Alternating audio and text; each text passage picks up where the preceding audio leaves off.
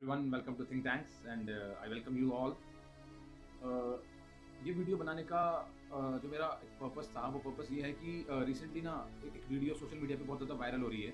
आप सबने देखी होगी कि उसमें ना एक औरत जो है ना एक फूड वेंडर के ना फ्रूट्स उठा के ना वो ठेली से फेंक रही है। कसूर उस फूड वेंडर का इतना सा था कि उसकी जो रेडी है, उसका जो रेटा है वो हल्का सा उसकी कार्ट से टच किया और मैडम हो गई गुस्सा और कर दिया उन्होंने ये काम। हालाँकि ये मामला बाद में कॉम्प्रोमाइज़ हो गया। जो लेडी के हस्बैंड हैं उन्होंने 2000 रुपीज़ दे के मामले को रफ़ा-दफ़ा कर दिया। लेकिन क्वेश्चन ये नहीं है, क्वेश्चन क्या है कि हमें इतनी जल्दी गुस्सा क्यों आ जाता है? देखिए, मैटर ये नहीं करता कि आप कितने एजुकेटेड हैं, आप कितने रिच हैं, कितने गरीब हैं। मैटर ये करता है कि आपका बिहेवियर क्या है दूसरों के साथ। और ऐसा होता क्यों है ये चीज़? मुझे लगता है कि ये जो एंग्री होने की चीज़ जो है ना, being angry is by choice, it's not by chance. वो कैसे? कभी आपने किसी को ऐसे देखा है कि कोई छोटा आदमी अपनी से बड़ी पोस्ट वाले इंसान पे गुस्सा हो रहा है? आपने देखा होगा कभी कि एज ए सिविलियन कभी मैं पुलिस वाले पे गुस्सा हो जाऊंगा, क्योंकि मुझे पता है कि अगर मैं उस पर गुस्सा हो गया तो इसकी कीमत मुझे चुकानी होगी। क्या कभी आपने देखा है कि कोई एम्प्लॉय अपने बॉस पर गुस्सा होता हो रहा है? क्योंकि उसे पता है कि अगर वो उस पर गुस्सा हो गया तो उसकी कीमत जो है उसकी जॉब होगी। तो मुझे लगता है कि कहीं ना कहीं गुस्सा होना ना आपके अपने कंट्रोल में है, क्योंकि अगर आपके कंट्रोल में ना होता तो फिर आप तो पुलिस वाले पे गुस्सा हो जाओ, तो एक एम्प्लॉय अपने बॉस पे गुस्सा हो जाए।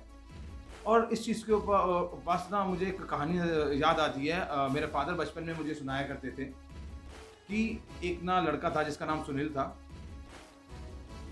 तो सुनील को बहुत ज़्यादा गुस्सा आता था, बहुत ज़्यादा गुस्सा आता था। तो उसने ये प्रॉब्लम अपने फादर से डिस्कस करी। तो उनके फादर ने कहा कि सुनील, जब भी तुम्हें गुस्सा आए ना, तुम एक काम करो, तुम नेल्स लो, मतलब एक कील लो और दीवार में ठोको। ठीक है? उसके बाद सुनील को गुस्सा आता उस दिन से और सुनील ये काम करता। तो पहले दिन क्या हुआ, पहले दिन सुनील को जितनी बार भी गुस्सा आया, सुनील जाता और कील को वॉल के अंदर ठोक देता। तो पहले दिन 20 कील वो उसने ठोकी, 20 कील। उसके बाद दूसरा दिन आया, 15 कील उसको ठोक पाया और ये करते करते करते करते 4-5 कील का एवरेज आ गया। और एक दिन ऐसा हुआ कि कोई कील ही नहीं थी उसके पास ठोकने के लिए। अब वो फादर के पास गया, उसने फादर को बनाया कि फादर, मैंने शुरुआत ऐसे ऐसे करी थी और अब जो है मतलब बिल्कुल ब्लैंक हूँ, अब कोई मेरे पास कील ठोकने के लिए नहीं है। तो फादर ने कहा वेरी गुड। इसका मतलब ये हुआ कि आपका जो गुस्सा है ना वो कहीं ना कहीं जो है वो बहुत बहुत रिड्यूस हो गया, राइट? जो एक दिन 20 आपने कील ठोकी, इसका मतलब आपको दिन में 20 बार गुस्सा आ रहा था और अब करते करते करते करते आपका वो सारा का सारा गुस्सा खत्म हो गया। अब फादर ने कहा अब जाइए और जो आपने वो कीलें ठोकी थी उसको निकाल के लाइए। तो सुनील गया और सुनील उन कील को जो है निकाल के लेके आया। तो सुनील ने आके बताया, मैंने कील तो उसमें से निकाल ली, लेकिन वो जो निशान है दीवार में वो रह गए। तो फादर ने क्या कहा, फादर ने कहा कि जब आप गुस्सा होते हो उस टाइम तो आप लोगों पे गुस्सा कर लेते हो, लेकिन वो जो जख्म होते हैं ना वो उनके अंदर जो है रह जाते हैं। कॉम्प्रोमाइज़ भी बाद में हो जाता है, लेकिन जितनी बार भी आप लोगों पे गुस्सा करोगे वो जख्म उनके अंदर वो रह जाएंगे। तो इसलिए कहा जाता है कि गुस्सा करने से पहले सोचें, गुस्सा करके ना सोचें। सिमिलरली एक और मुझे एक स्टोरी याद आती है। आदित्य बिरला ग्रुप के जो आपके चेयरमैन थे, जो आपके सीईओ थे, जब उन्हें पता चला कि उनके एक एग्जीक्यूटिव की गलती की वजह से उनको 10 करोड़ का नुकसान हो गया।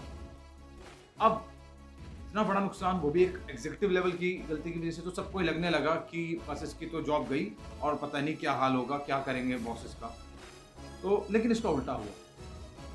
जो उनके बॉस थे उन्होंने एम्प्लॉय को बुलाया, उसको बिठाया, उससे रीज़न पूछा और जब बाद में और लोगों ने पूछा कि इतना बड़ा नुकसान और आपने नॉर्मली उसको जाने दिया ऐसे, उन्होंने जवाब दिया कि मैंने कोशिश करी उसके पर्सपेक्टिव को समझने की, राइट? मैंने ये देखा कि जो मिस्टेक उसने करी वो बोनाफाइड है कि मेलाफाइड है।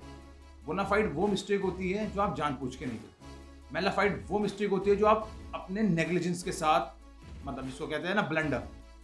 तो जब उन्होंने कहा कि मैं उसका पर्सपेक्टिव समझ पाया तो मेरा आधा गुस्सा तो वैसे ही ठंडा हो गया। तो इम्पोर्टेंट ये चीज़ है कि जिस इंसान के ऊपर आप गुस्सा कर रहे हो, जिस बात पे, अगर आप उसका पर्सपेक्टिव समझो तो आधा गुस्सा तो आपका वहीं के वहीं शांत है। तो इसलिए बहुत ज़रूरी है कि आपको अपने टेम्परामेंट को कूल रखना है, राइट? तो तभी आप रह पाएंगे as cool as cucumber. I hope इस वीडियो के थ्रू मैं आपको क्लियर कर पाया कि आप अपने एंगर को कैसे मैनेज कर सकते हैं, because anger is the biggest enemy of love. Thank you. Happy